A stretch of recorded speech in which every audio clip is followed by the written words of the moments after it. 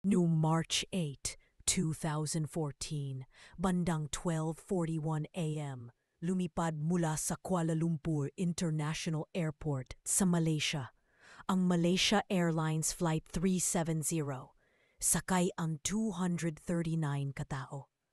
Ang 227 ay mga pasahero na may iba't ibang nationality at 12 Malaysian crew members patungong Beijing, China. Ang flight duration nito ay 5 hours and 30 minutes. Ang mga pasahero ay binubuo ng 153 na Chinese citizens, kasama ang grupo ng 19 na artist, 6 na miyembro ng kanilang pamilya, at 4 na staff galing calligraphy exhibition sa Kuala Lumpur.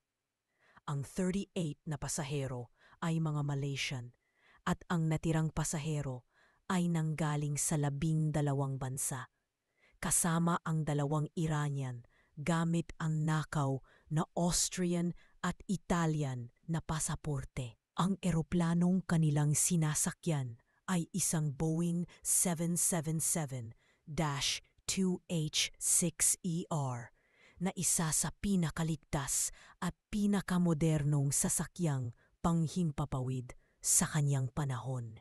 Natanggap ang huling automated communication mula sa MH370 bandang 1:19 a.m. ng Aircraft Communications Addressing and Reporting System o ACARS at nagsabing ang transmission ay walang anumang indikasyon ng problema sa eroplano. 1:19 a.m. tumawag ang Malaysian Air Traffic Control sa cockpit ng MH370 at nagsabing contact Ho Chi Minh, Vietnam on 1:20.9. Good night. Sumagot si Captain Sahari Ahmad Shah, good night. Malaysian 370. Iyon na ang huling kumpirmadong salita mula sa eroplano. Pagkatapos nito, biglang nawala sa radar ang MH370 habang lumilipad sa pagitan ng airspace ng Malaysia at Vietnam. Hindi na ito sumagot sa mga sumunod na tawag. Ang MH730 ay nawala sa himpapawid. Makalipas ang ilang araw, lumabas ang masusing pagsusuri sa mga radar ng militar. Natuklasan na matapos mawala sa civilian radar, lumiko pa kaliwa ang eroplano at bumalik patungong kanluran, pabalik sa ibabaw ng Malaysia at tumuloy sa kahabaan ng Strait of Malacca. Makikita rin mula sa Inmarsat na isang British satellite telecommunications company na ang MH370 ay patuloy pang lumipad ng 6 hanggang 7 oras matapos itong mawala sa radar. Mula sa huling handshake ng satellite ping, kinatayang bumagsak ito sa katimugang bahagi ng Indian Ocean sa isang lugar na liblib at halos walang saklaw ng komunikasyon.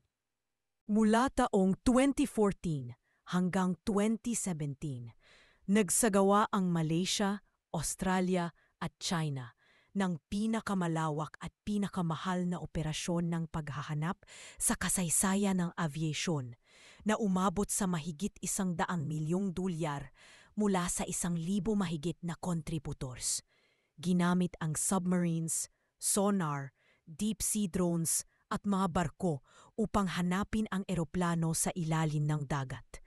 Noong 2015, isang bahagi ng wing flaperon ng Boeing 777 ang natagpuan sa baybayin ng Reunion Island malapit sa Madagascar.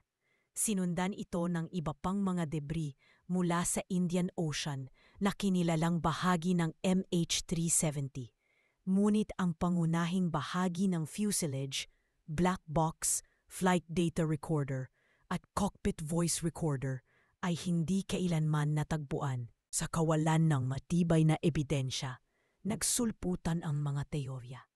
May nagsasabing maaaring may sunog sa eroplano dahil may karga itong 2,453 kilograms na lithium-ion batteries na pwedeng magdulot ng apoy kapag mag-overheat at mag-ignite. May teorya din na ito ay sanhi ng hypoxia o pagkakulang ng oxygen level ng katawan ng tao.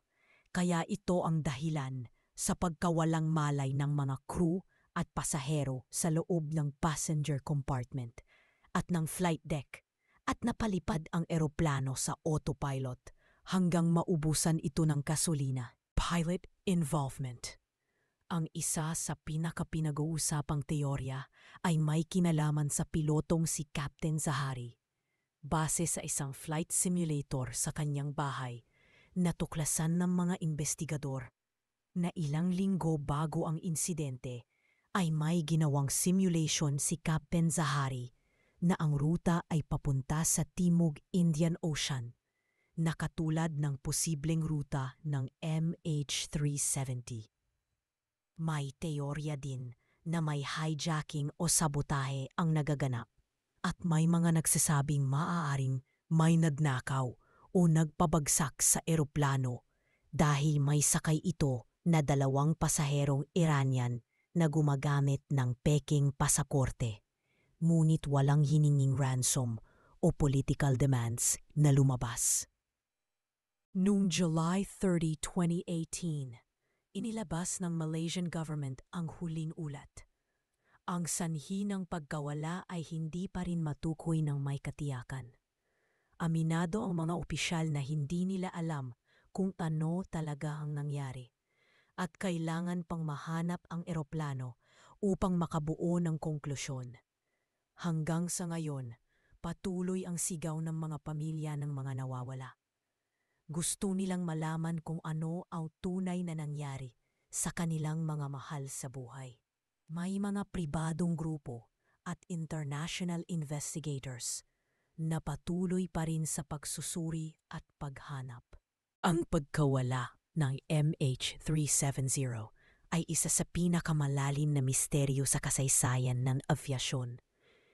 Isa itong paalala sa atin na kahit sa modernong panahon, may mga pangyayaring hindi kayang ipaliwanag ng teknolohiya. Higit sa lahat, ito'y kwento ng pagkawala, ng matinding lungkot, at ng walang tigil na paghahanap sa katotohanan. Sa bawat pag-ikot ng mundo, umaasa pa rin ang mga naulila na balang araw matutuldukan ang kabanatang ito hindi na bilang misteryo, kundi bilang katarungan. Para sa mga pasahero ng MH370, hindi kayo nalilimutan.